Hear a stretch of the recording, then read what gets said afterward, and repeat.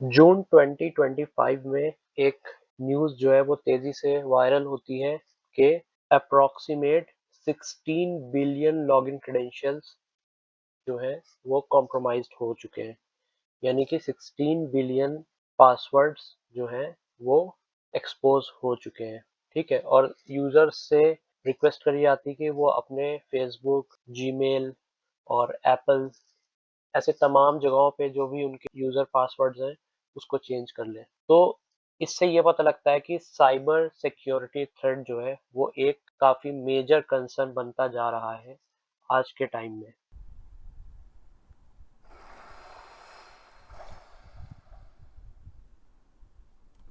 Hello everyone, welcome to this third lecture of cyber security. तो हमने last lecture में discuss किया था टाइप्स ऑफ अटैक्स के बारे में और क्या-क्या काउंटर मेजर्स होते हैं, उनको देखा था। तो अब इस लेक्चर में हम आगे बढ़ते हैं और देखते हैं कि अटैक्स सक्सेसफुल कैसे होते हैं और सिक्योरिटी कैसे अप्लाई करी जा सकती है, ठीक है? उनको उन अटैक्स को कम करने में या रोकने में। तो व्हाई सक्सेसफुल अटैक्स हैपन? अब सबसे बड़ी वजह क्या होती है कि जो साइबर अटैक्स जो होते हैं वो सक्सेस होते हैं, क्यों होते हैं? सबसे पहली चीज़ है wide spread vulnerabilities, lack of under support, old devices, no updates, ठीक है?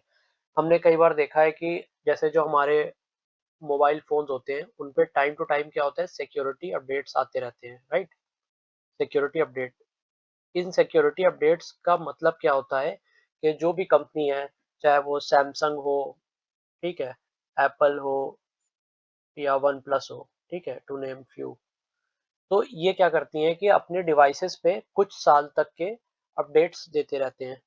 क्यों देते हैं? क्योंकि जैसे कि सॉफ्टवेयर्स में इम्प्रूवमेंट होता है, सिक्योरिटी फीचर्स जो हैं वो इम्प्रूव होते हैं टाइम टू टाइम, ठीक है? उस वो क्यों होते हैं? क्योंकि उसी के साथ-साथ जो है अटैकर्स भी स्मार्ट होते जाते हैं, ठीक है? जो पुरानी डिवाइसेज़ हैं वो उनको हैक करके हर तरह से मतलब कॉम्प्रोमाइज़ करके ट्राई कर चुके होते हैं। तो क्या होता है कि अगर वो डिवाइस पे अपडेट आना बंद हो गया है, तो हैकर के लिए बहुत ईज़ी हो जाता है उस डिवाइस को कॉम्प्रोमाइज़ करना, क्योंकि कोई भी नया सिक्योरिटी फीचर्स कंपनी देना बंद कर चुकी है, ठीक है? और अब वो डिवाइस पुरानी हो गई, 5 साल से ज़्यादा पुराना हो गया आपका फ़ोन। तो अब उसमें कोई नया अपग्रेड नहीं आने वाला है कंपनी की तरफ से, ठीक है? और वो फ़ोन जो है अटैकर्स, ज़ाहिर-सी बात है, जो अटैकर्स होते हैं, हैकर्स हैं मार्केट में बैठे, वो हर एक डिवाइस पे ट्राई करते रहते हैं कि हम किस तरह से उस पे अटैक करें, किस तरह से हम उसमें से डेटा लीक कर सकते हैं, कौन-कौन से ऐसे वेज़ हैं, ठीक है? तो वो कहीं न कहीं क्रैक कर लेते हैं उसको, ठीक है? और अगर अपडेट नहीं होगा, तो वो बहुत ईज़िली जो है पुराने वर्ज़न को अटैक कर सकेंगे, ठीक है? सेकंड क्या है? Configuration issues, weak configuration, miss configuration, ठीक है? अब क्या होता है कि अक्सर हम अपने सिस्टम में या अपने मोबाइल में प्रॉपर्ली कॉन्फ़िगरेशन नहीं करते हैं, ठीक है? टाइम टू टाइम हम अपडेट नहीं करते हैं, हम उसका डिफ़ॉल्ट पासवर्ड रहने देते हैं। कई सारी एप्लीकेशंस हैं, जिनका पासवर्ड ही हम चेंज नहीं करते, 1 2 3 4 सिंपल सा पासवर्ड रख दिया हमने, ठीक है? तो ये क्या होती है कि ये कहलाती है कि मिस कॉन्फ़िगरेशन, ठीक है? कि आपने उसको ठीक से कॉन्फ़िगर नहीं करा, आपने ठीक से सिक्योरिटी अप्लाई नहीं करी, इसलिए जो है वो बहुत ही ईज़ी हो जाता है अटैकर्स के लिए उस चीज़ को हैक करना।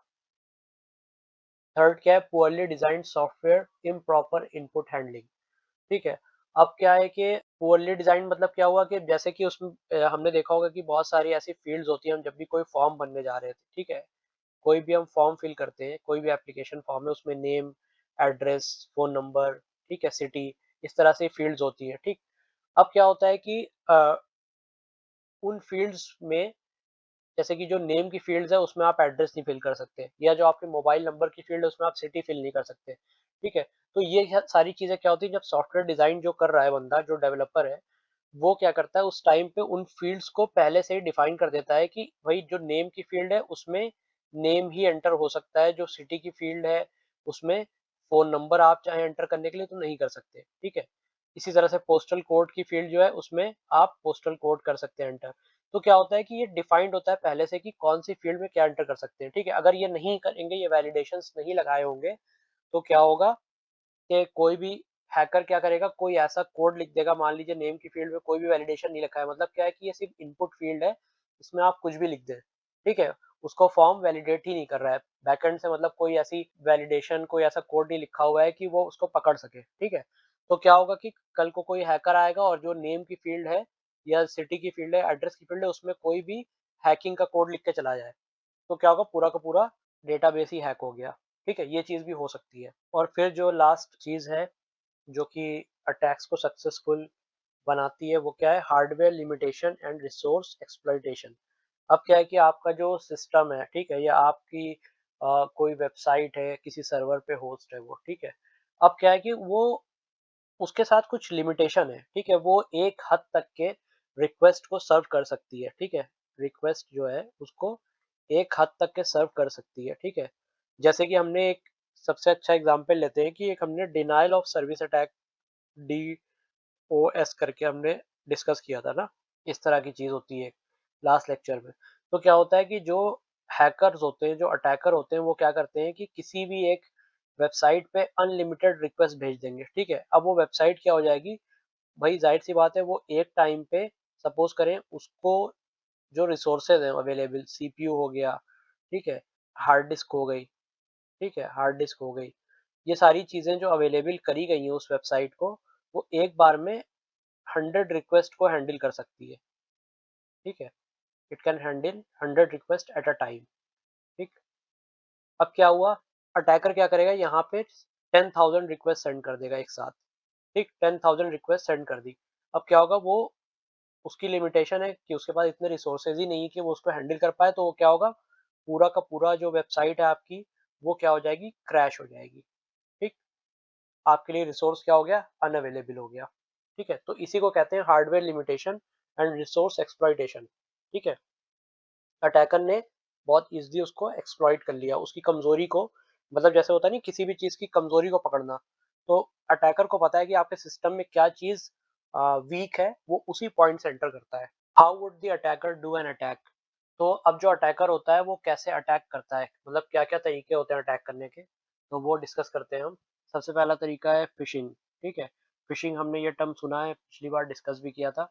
It involves the fake sites created by fraudsters who would trick the victims in giving out their information। Fishing का मतलब क्या होता है कि आपकी कोई भी जेन्युइन वेबसाइट की कॉपी बना देना, ठीक है।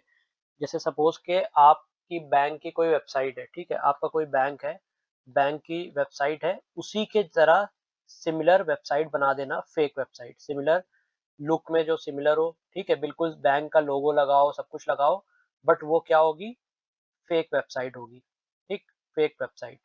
तो फिशिंग में ज़्यादातर क्या होता है कि फेक वेबसाइट्स बना देते हैं, और जो लोग इतने ज़्यादा अवेयर नहीं है, ठीक है, कि वो पहचान पाए कि यूआरएल पढ़ पाए कि यूआरएल क्या है, मतलब बहुत छोटा सा चेंज होता है। जैसे सपोज एग्जांपल आपको देते हैं कि जो आपका जेन्युइन बैंक है उसका उसका यूआरएल कुछ ऐसा होगा, www.sbi.com सपोज, ठीक है, आपका स्टेट बैंक ऑफ इंडिया में अगर है अकाउंट, तो इस तरह से कुछ होगा, ठीक। बट जो अब क्या होगा, जो फेक वेबसाइट बनाएगा जो अटैकर, ठीक है, वो क्या करेंगे, बिल्कुल वेब पेज और सारा लोगो सब कुछ बिल्कुल एसबीआई की वेबसाइट जैसा बन सकता है, बहुत इजी है, बना लेंगे, ठीक है। बट जो पहचानने वाली बात होती है वो होती है यूआरएल में, ठीक है। अब रियल जो यूआरएल है वेबसाइट का वो ये है, ठीक। और जो फेक वेबसाइट का यूआरएल होगा वो कुछ इस तरह से बनाएंगे कि आप उसमें भी धोखा खा जाए, अगर आप बहुत ज्यादा अवेयर नहीं है, बहुत ज्यादा अलर्ट नहीं है। वो कुछ इस तरह से होगा, www.sbi-bank.com, ठीक है, मतलब वो उसी को यूआरएल को थोड़ा सा चेंज कर देंगे। और बहुत से लोग ऐसे ही सोचते हैं, अरे ये तो बैंक का यूआरएल है, और फिर उसमें गलती क्या होती है, वो जाके लॉगिन वाले, जब जो हम इंटरनेट बैंकिंग यूज करते हैं, लॉगिन में अपना पासवर्ड, ठीक है, अपना लॉगिन आईडी सब कुछ फिल कर देते हैं, बस वहीं से सारी की सारी इंफॉर्मेशन अटैकर के पास आपकी चली जाती है, ठीक। इस चीज को कहते हैं फिशिंग। सेकेंड होता है social engineering. It is known as the art of manipulating the human emotions and behaviour for getting critical और सेंसिटिव इंफॉर्मेशन। इसका मतलब क्या हुआ, कि सोशल इंजीनियरिंग का मतलब क्या होता है कि इंसान के इमोशंस को मैनिपुलेट करके इंफॉर्मेशन निकालना, ठीक है। किसी को जैसे ब्लैकमेल करके भी हम निकाल सकते हैं, किसी को हम डरा के निकाल सकते हैं, या इमोशनल ब्लैकमेल करके। जो इमोशनल ब्लैकमेलिंग होती है वो भी एक तरह से सोशल इंजीनियरिंग होती है ना, कि हम किसी के इमोशंस के साथ खेल कर उसको मैनिपुलेट करके उससे इंफॉर्मेशन निकालना है, ठीक है। कई बार क्या होता है, अटैकर्स फोन करते हैं कि आपके बैंक से बात कर रहा हूँ मैं, और आपका अकाउंट सीज हो चुका है, जल्दी से आप मुझे अब ये ओटीपी दीजिए ताकि मैं आपके अकाउंट को ओपन करूँ। तो कुछ लोग क्या होते हैं, पैनिक में आके फौरन अपनी जो इन्फॉर्मेशन होती है वो डिस्क्लोज़ कर देते हैं। वो ये भी नहीं सोचते कि ये फेक हो सकता है, ठीक है? इसी तरह से कई बार आपने देखा होगा कि आपके पास कोई कॉल आई, उसने बोला कि मैं इनकम टैक्स डिपार्टमेंट से बोल रहा हूँ और आप ये फ़ौरन इतना टैक्स पे करिए, अदरवाइज़ आपको 2 घंटे में पुलिस अरेस्ट कर लेगी आके। अब कुछ लोग इतना घबरा जाते हैं कि वो इस चीज़ को भी ध्यान में नहीं रखते कि ये कोई मतलब अटैकर हो सकता है, कोई भी हैकर हो सकता है जो कि फ्रॉड हो सकती है कॉल, जो कि मुझे इस तरह से मतलब कर रहा है ना, कुछ मतलब नहीं, कुछ लोग ध्यान नहीं दे पाते, कुछ लोग नहीं इतना सोच पाते और वो जल्दबाज़ी में जो है अपनी इन्फॉर्मेशन दे देते हैं।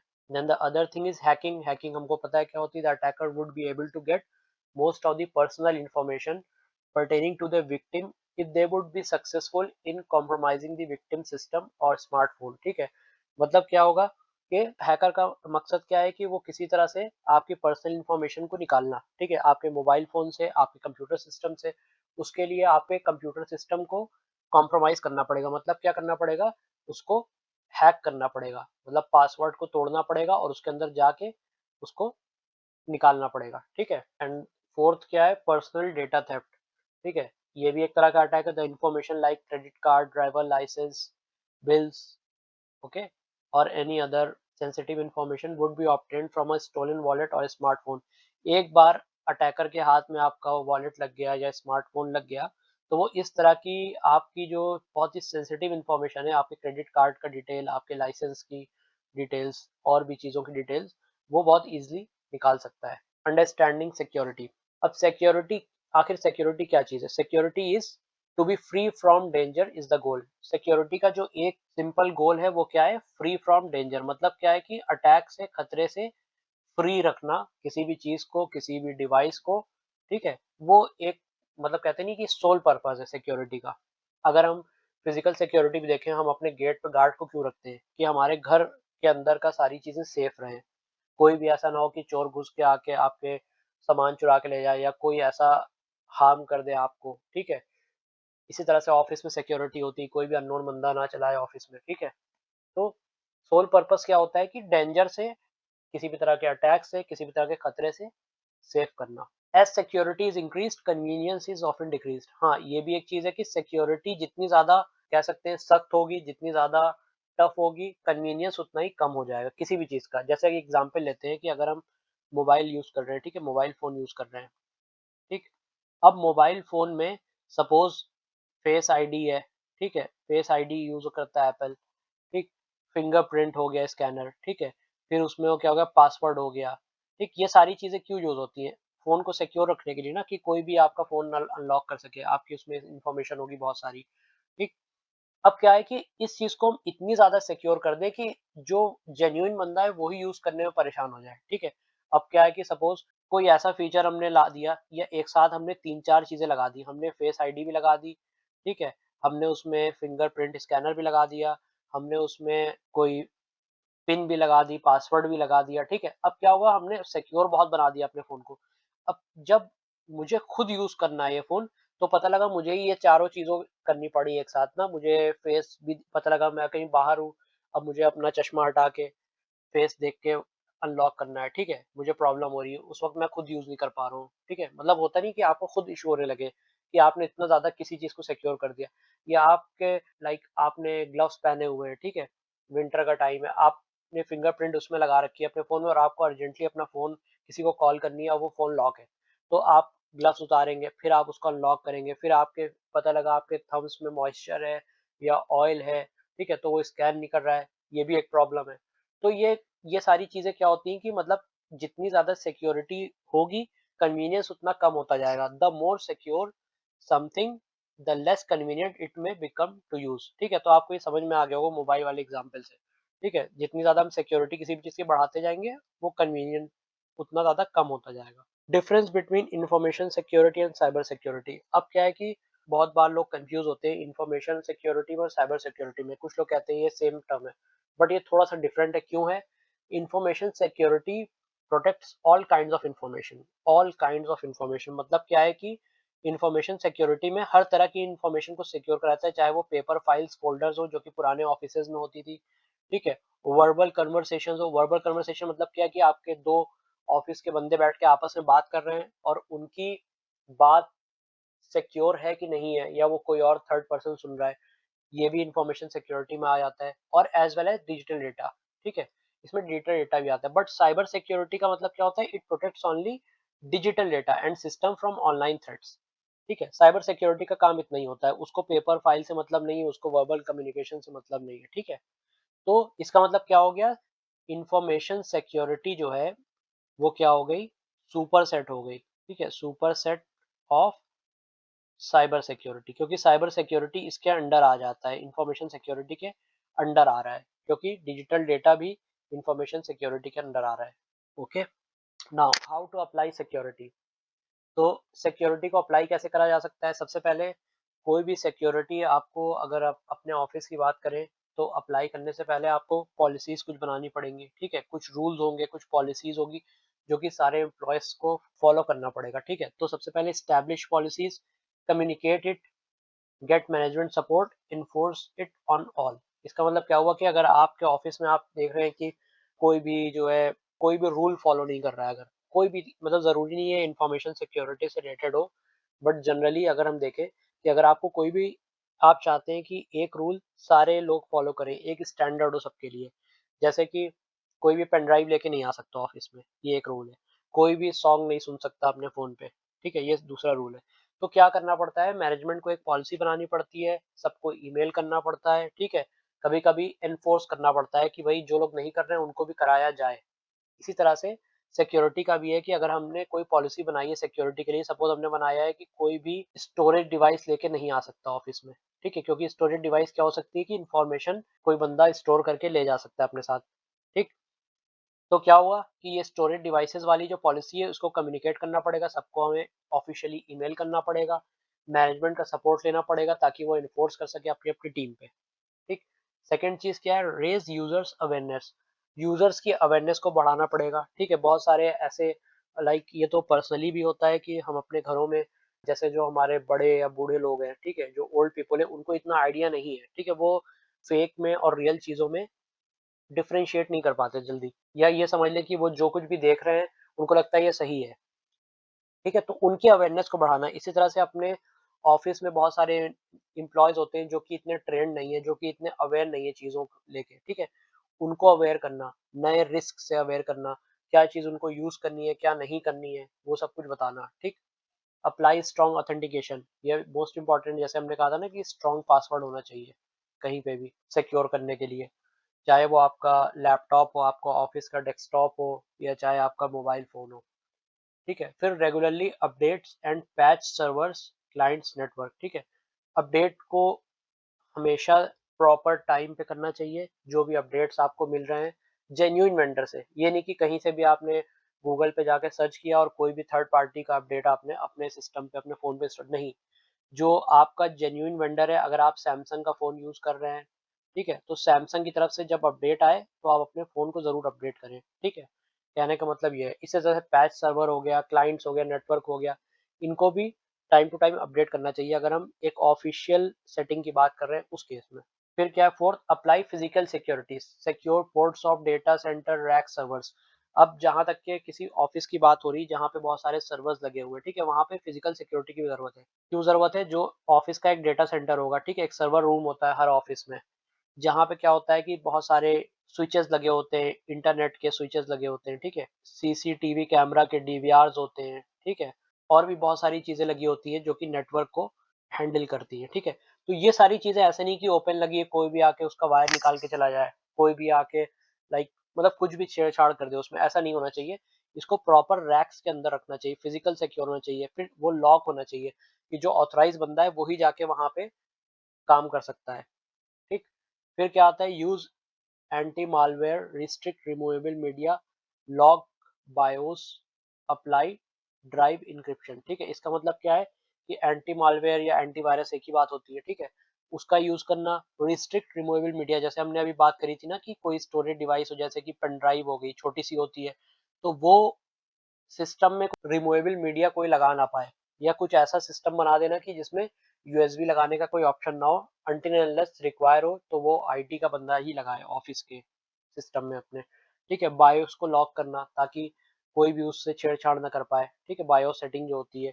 ऐसा ना हो किसी ने जो है पेन ड्राइव लगा के पूरा ऑपरेटिंग सिस्टम ही अपडेट कर दिया या फॉर्मेट कर दिया, ठीक। ड्राइव इंक्रिप्शन मतलब जो आपकी हार्ड ड्राइव है वो भी एन्क्रिप्टेड होनी चाहिए। ऐसा ना हो कि किसी ने फिजिकली स्क्रू खोल के हार्ड ड्राइव निकाल के अपने सिस्टम में लगा के आराम से कॉपी कर लिया डेटा और फिर वापस लगा दी, तो वो भी इंक्रिप्टेड होना चाहिए। तो ये बहुत सारी चीजें होती हैं जो कि ध्यान में रखनी पड़ती हैं जब भी हम किसी सिस्टम को या ग्रुप ऑफ सिस्टम को सिक्योर बनाने की कोशिश करते हैं। और बेसिकली ये जो सारे पॉइंट्स हैं ये ज्यादातर ऑफिशियल सेटिंग में ये इतनी सारी चीजें होती हैं, ठीक है। फिर क्या आती है, control internet traffic, implement DLP to prevent data leakage. Okay, मतलब क्या हुआ कि इंटरनेट ट्रैफिक को कंट्रोल करना, ठीक है, और इम्प्लीमेंट डीएलपी मतलब डेटा लीक प्रोटेक्शन जिसे कहते हैं डीएलपी, ठीक है, जिससे हम क्या कर सकते हैं, ऐसा ना हो कि कोई डेटा आपका ऑफिस का जो है लीक हो जाए ऑनलाइन, ठीक है। उन चीजों को सिक्योर करना, ठीक है, कि इंटरनेट पे कौन सी वेबसाइट चल सकती है, कौन सी ब्लॉक करनी है, ठीक है, कौन सी नहीं यूज कर सकते, ये सारी चीजें देखनी पड़ती है। अब क्या आता है, implement firewall DNS security, log collection and analysis monitoring, ठीक है। अब क्या होता है, जैसे जो बहुत ज़्यादा कुछ बड़े ऑफिसर्स हैं जिनका बजट भी ज़ाहिर-सी बात है बड़ा होगा ना, तो ही वो इतनी सारी चीज़ें कर सकते हैं। जिनके पास इन्फॉर्मेशन भी बहुत ज़्यादा क्रूशियल होगी, बहुत बड़ा कस्टमर बेस होगा उनका, ठीक है? तो वो हर कोशिश करेंगे कि हम उनकी इन्फॉर्मेशन सिक्योर रहे। तो वो क्या करेंगे, फायरवॉल इम्प्लीमेंट करेंगे, ठीक है? ऐसे तो विंडोज़ में भी एक डिफ़ॉल्ट फायरवॉल होती है, बट एक फायरवॉल होती है जो कि अलग से भी जो जिनका बजट थोड़ा ज़्यादा होता है, वो यूज़ करते हैं। उनके नेटवर्क की एक फायरवॉल होती है अलग से, कि मतलब नेटवर्क पे ही कोई अटैक ना कर पाए, ठीक? डीएनएस सिक्योरिटी हो गई, ठीक है? लॉग कलेक्शन एनालिसिस जो उनकी साइबर टीम होगी, वो क्या करेगी, टाइम टू टाइम जो है इंटरनेट पे जो भी पैकेट्स ट्रैफिक आ रहा है, जा रहा है, उसको एनालाइज़ करेगी ना, कि कोई ऐसा तो नहीं कि कोई कोई बंदा ऑफ़िस का हो, वो ही मतलब कोई ऐसी इन्फॉर्मेशन को लीक कर रहा हो बाहर, ठीक है? या किस तरह की इन्फॉर्मेशन जो है आ रही हो, किस तरह की इन्फॉर्मेशन बाहर जा रही है, वो सारी कुछ चीज़ें मॉनिटर होंगी, ठीक? फिर आती control corporate device such as laptops, mobiles, ठीक है? ये तो हमने अभी डिस्कस कर ही लिया है कि उसमें टाइम टू टाइम अपडेट होना चाहिए और यूएसबी और इस तरह की चीज़ें कोई लगा ना सके, ठीक है? और प्लस स्ट्रॉन्ग पासवर्ड्स होने चाहिए। ये सारी चीज़ें क्या होती हैं, आपके सिस्टम को, ऑफिस के सिस्टम को सिक्योर बनाती हैं और ज़्यादा। फिर सिक्योरिटी रिव्यू एंड ऑडिट्स, ठीक है, टाइम टू टाइम ऑडिट होना चाहिए कि भाई जो सिक्योरिटी के लिए ऑफिस में रूल बने हुए हैं सारे लोग फॉलो कर रहे हैं कि नहीं कर रहे हैं, ठीक है। और ऐसा नहीं कि एक बार आपने कोई भी चीज करके रख दी फिर उसके बाद आपने उसको छोड़ दिया फिर भूल गए, आपके एम्प्लॉय अपने मन से सारी चीजें कर रहे हैं, ठीक है। कोई सबके सिस्टम को चेक करना कि कोई अनवांटेड, ठीक है, सॉफ्टवेयर या अनवांटेड एप्लीकेशन तो नहीं कोई डाउनलोड करके रखा है ऑफिस के सिस्टम में, कोई मूवीज तो नहीं रख रहा है, कहीं कहीं से मूवीज डाउनलोड कर ली उसके साथ वायरस आ गया, ठीक है। ये सारी चीजें मॉनिटर करनी पड़ती है, ठीक है। And all the above control required cost, resources to operate and time to implement. Some points may not fit with all business types. ठीक है, जाहिर सी बात है ये सारे जो पॉइंट हमने डिस्कस किए ये एक जनरल एक आइडियल कंडीशन में फॉलो होंगे ना, किसी कंपनी के लिए, किसी फर्म के लिए, किसी पर्टिकुलर बिजनेस के लिए। सबके लिए नहीं हो सकता क्योंकि ये कॉस्ट भी इसमें आएगी, टाइम इंटेंसिव चीज भी है, फिर इसमें रिसोर्सेज भी लगेंगे, ठीक है। तो आप अपने घर के लिए तो इतना सब कुछ करेंगे नहीं, क्योंकि आप घर पे आप ही यूज कर रहे हैं, आपके आपके जो फैमिली मेंबर्स हैं इमीडिएट वही यूज कर रहे हैं, ठीक है, कोई बाहर का बंदा नहीं यूज कर रहा है। तो ये डिपेंड करता है कौन सा बिजनेस है, उसका बजट क्या है, उस पर डिपेंड करता है कि कितनी सिक्योरिटी उस पर लगाई जाए। How much security is enough, ये बहुत अच्छा क्वेश्चन है साइबर सिक्योरिटी में कि कितनी सिक्योरिटी वो एनफ है।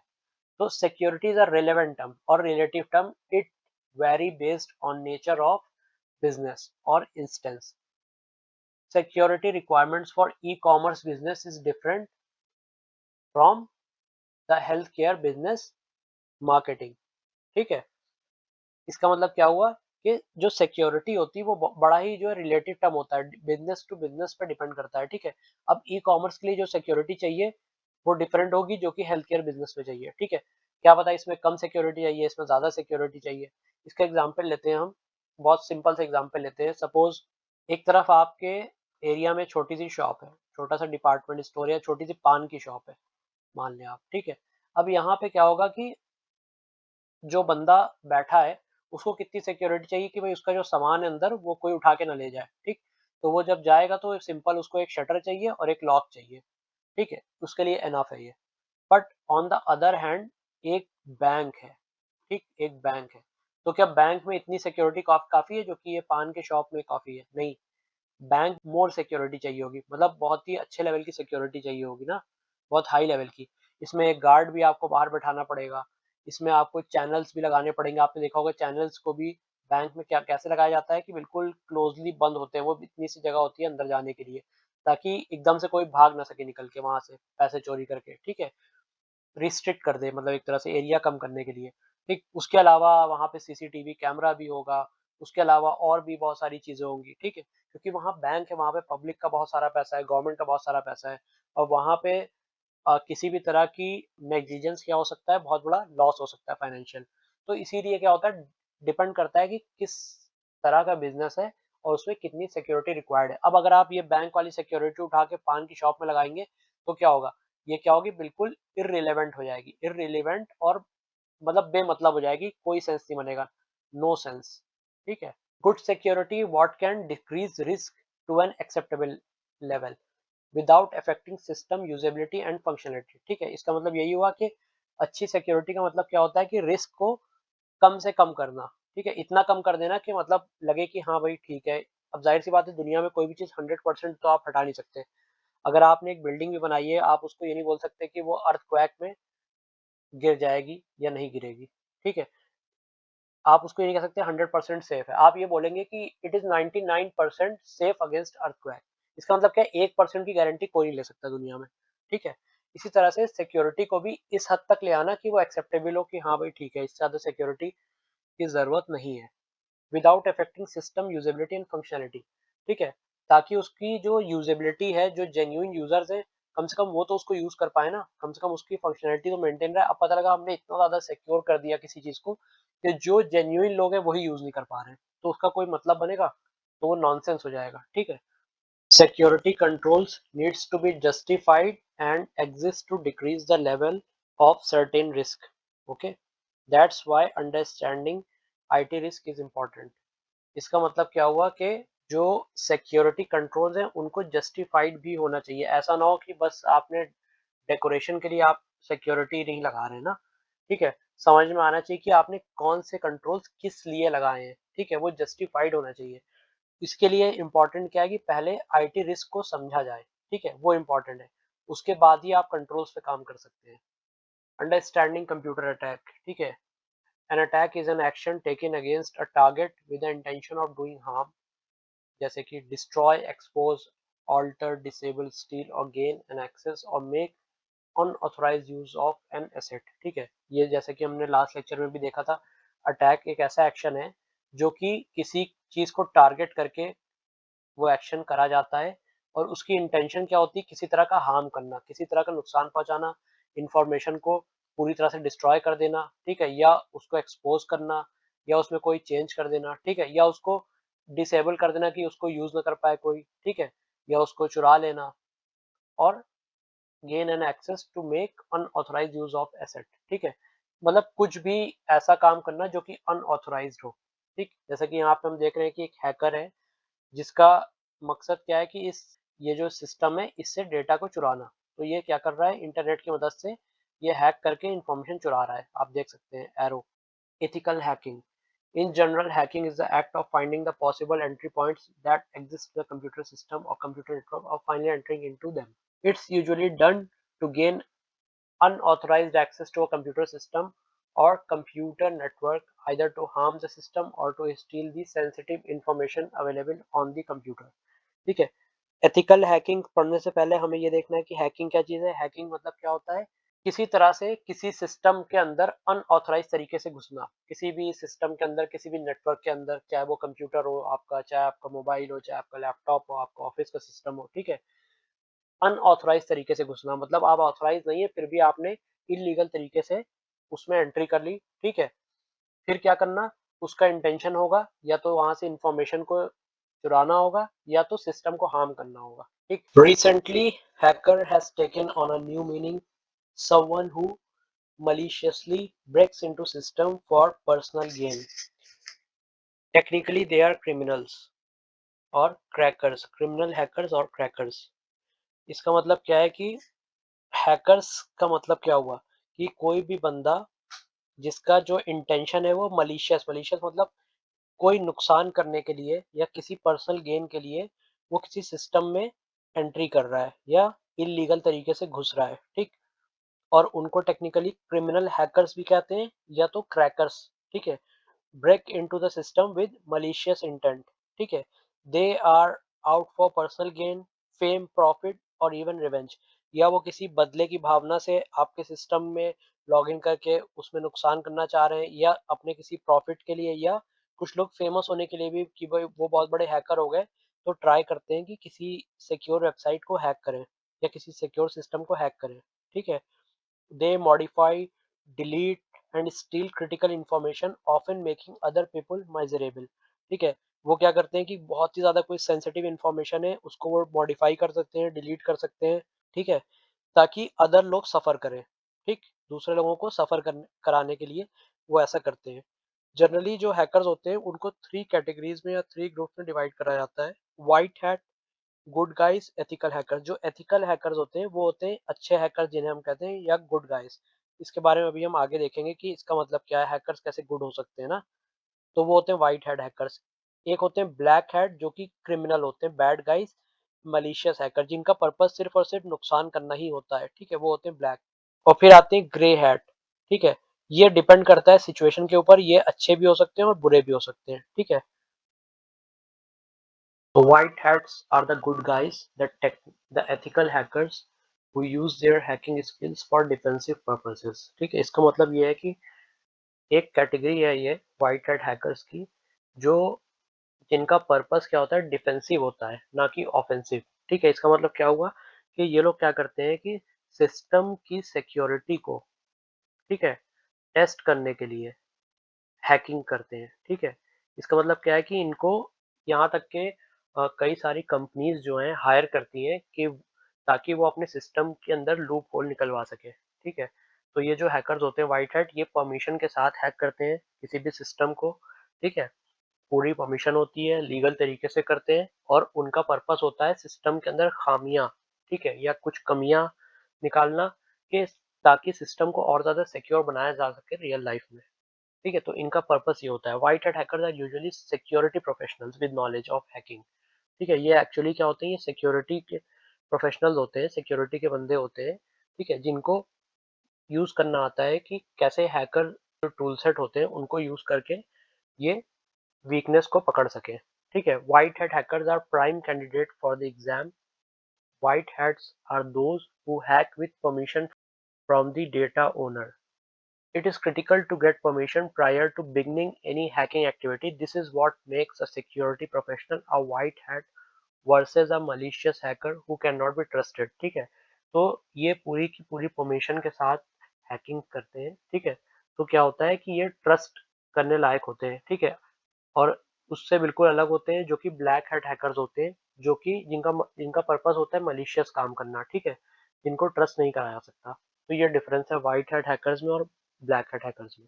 जो ब्लैक हैट है वो क्या होते हैं, they are the bad guys, ठीक है, द मलिशियस हैकर्स और crackers who use their skills for illegal और malicious purposes.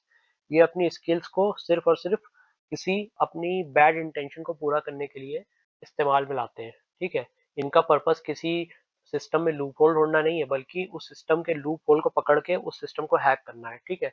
They break into or otherwise violate the system integrity of remote systems with malicious intent, ठीक है। इनका जो intention होती है वो malicious होती है। Having gained unauthorized access, black hat hackers destroy vital data, deny legitimate user services and just cause problems for their targets, ठीक है। इनका पर्पस यही होता है कि वो डेटा को किसी भी तरह डिस्ट्रॉय कर सके, जो इंपॉर्टेंट डेटा है, ठीक है, उसको चुरा सके, या जो लेजिटिमेट यूजर है, ठीक है, उसको यूज करने ना दें रिसोर्सेज को, मतलब ऐसा कुछ करें कि वो जो यूजर है वो ही यूज ना कर पाए सर्विसेज को, ठीक है।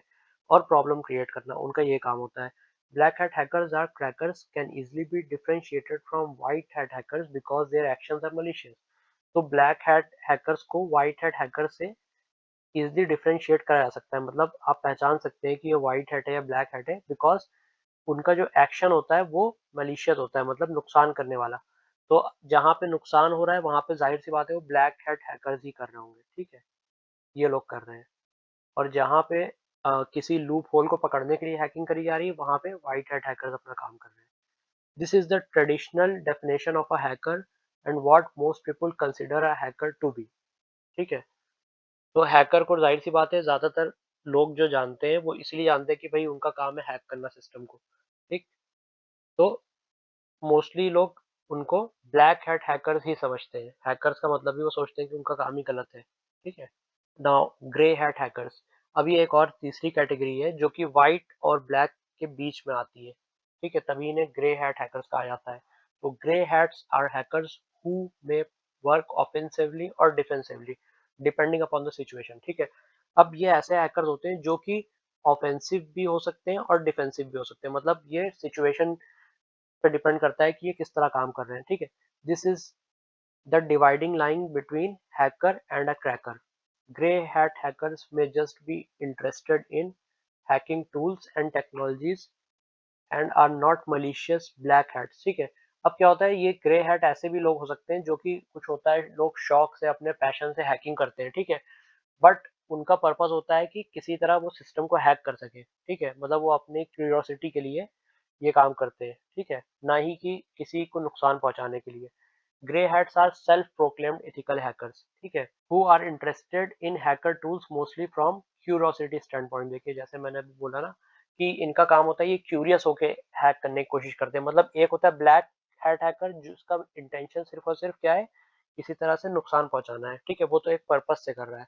बट एक होते हैं ग्रे हैट जो कि लाइक होते नहीं है, बहुत ज्यादा क्यूरियस होते हैं। वो यूज करना चाहते हैं टूल्स को, किस तरह टूल्स काम कर रहा है, तो इसलिए वो हैकिंग करते हैं, ना कि किसी को नुकसान पहुंचाने के लिए। ठीक, they may want to highlight security problems in a system और educate victims so they secure their system properly. ठीक है, और इनका ये भी एक इरादा हो सकता है कि ये जैसे कि व्हाइट हैट हैकर्स की तरह ये सिक्योरिटी प्रॉब्लम्स को ढूंढ रहे हो सिस्टम में। ठीक है, इनमें और व्हाइट हैट हैकर्स में एक जो डिफरेंस है वो ये है कि व्हाइट हैट हैकर्स बेसिकली उनको पर्पसली हायर करा जाता है। ठीक है, ये काम करने के लिए वो बिल्कुल परमिशन के साथ सारी चीजें करते हैं। बट ग्रे हैट होते हैं फ्री माइंडेड लोग। ठीक है, ये अपने अपने मूड के ऊपर आके काम करते हैं। ठीक है, तो ये किसी प्रॉब्लम को डिटेक्ट करके आपको बता भी सकते हैं, बट ये अपने मन से भी कर सकते हैं हैकिंग। ठीक है, ये जरूरी नहीं कि आपसे परमिशन लें। These hackers are doing their victims a favour. ठीक, हालांकि ये अपने विक्टिम के ऊपर एक फेवर कर रहे हैं। For example, a weakness is discovered in a service offered by investment bank. The hacker is doing the bank a favor by giving the bank a chance to rectify the vulnerability। अब अगर ये hack करते हैं किसी banking system को, तो ये एक तरह से बैंक को एक चांस दे रहे हैं ताकि वो अपने सिस्टम को और ज्यादा मजबूत बना सके, स्ट्रांग बना सके। ठीक है, टाइप्स ऑफ सिक्योरिटी ब्रीचेस। ठीक है, there are many types of data breaches. मतलब ब्रीच मतलब क्या होता है, लीकेज, लीकेज हो जाना, डेटा का लीक होना या एक्सपोज हो जाना। ठीक है, इसको कहते हैं ब्रीच। अनऑथराइज तरीके से डेटा को लीक होना या एक्सपोज होना। An exploit attacks a system vulnerability such as old version of operating system। ठीक है, अब क्या होता है कि ये एक तरह से क्या होता है कि किसी सिस्टम के जो लूप होल है, जो वीकनेस है, उसको एक्सप्लॉइट करना। ठीक है, जैसे कि कोई ओल्ड वर्जन है, विंडोज 7 हो गया, विंडोज एक्सपी जिसके अपडेट आना बंद हो चुके हैं। ठीक है, तो उसको क्रैक करना ज्यादा इजी होगा। ठीक है, एज कम्पेयर टू जो अभी लेटेस्ट विंडोज 10 11 चल रहा है। ठीक है, क्योंकि उनके अपडेट्स अभी माइक्रोसॉफ्ट दे रहा है। पासवर्ड गेसिंग, week password can be cracked और गेस्ड। जैसे कि हमने लास्ट लेक्चर में भी डिस्कस किया था कि पासवर्ड, स्ट्रॉन्ग पासवर्ड जो होता है वो बहुत ज़्यादा इंपॉर्टेंट चीज़ है। ठीक है, वीक पासवर्ड क्या होता है, इजिली गेस कर सकते हैं और इजिली क्रैक किए जा सकते हैं। फॉर एग्जाम्पल, हम में से बहुत सारे लोग क्या करते हैं, अपने डिवाइसेस का पासवर्ड बहुत सिंपल सा रख देते हैं, या अपने जीमेल अकाउंट का या अपने किसी भी अकाउंट का पासवर्ड अपने नेम के ऊपर रख देते हैं। जैसे सपोज किसी का नाम RAJ राज है, तो नॉर्मली राज एट 123 रख दिया किसी ने। ठीक है, या कोई अगर दिल्ली में रहता है तो उसने रख दिया दिल्ली एट, ठीक है, 7 8 9, इस तरह से रख दिया। तो इस तरह के पासवर्ड बहुत इजीली गेस हो जाते हैं ना, लोग कर लेते हैं। ठीक है, मतलब 2 3 4 5 अटेम्प्ट में क्रैक हो जाते हैं इजीली। ठीक है, तो ये हमेशा ध्यान में रखना चाहिए हमें कि हम जो पासवर्ड बना रहे हैं वो इजीली कोई गेस ना कर सके। ठीक है, वो टफ होना चाहिए, क्रैक ना कर सके कोई भी। ठीक, तो पहली चीज तो ये हो गई। फिर क्या होता है malware attacks such as phishing emails can be used to gain entry. ठीक है, मालवेयर मतलब हमने फर्स्ट लेक्चर में भी डिस्कस किया था, मालवेयर क्या होते हैं, मलिशियस सॉफ्टवेयर।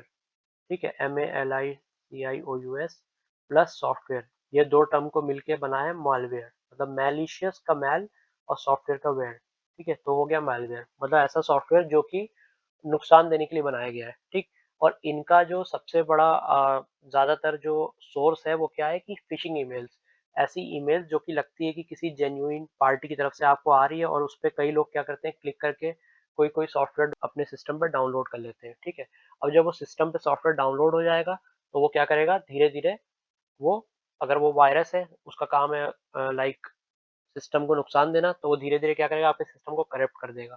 ठीक, social engineering, social engineering can be use to gain access, हमने ये भी देखा सोशल इंजीनियरिंग क्या होती है कि लोगों को इमोशनली मैनिपुलेट करके इंफॉर्मेशन निकालना। ठीक है, for example an intruder phones an employ claiming to be from the company's IT help desk and ask for the password in order to fix the computer. ठीक है, अब क्या होता है, लोगों के इमोशंस को मैनिपुलेट कैसे करते हैं, जैसे कि एक एग्जाम्पल यहाँ पे दे रखा है कि कोई इंट्रूडर है, इंट्रूडर मतलब कोई अटैकर है। ठीक है, ये कोई अटैकर है, ये फोन करता है किसी ऑफिस के एम्प्लॉय को। ठीक है, ये कहता है कि आपका सिस्टम में कुछ आपका सिस्टम में कुछ प्रॉब्लम है और आपका सिस्टम को फिक्स करना पड़ेगा, जल्दी से अपना पासवर्ड दे दें।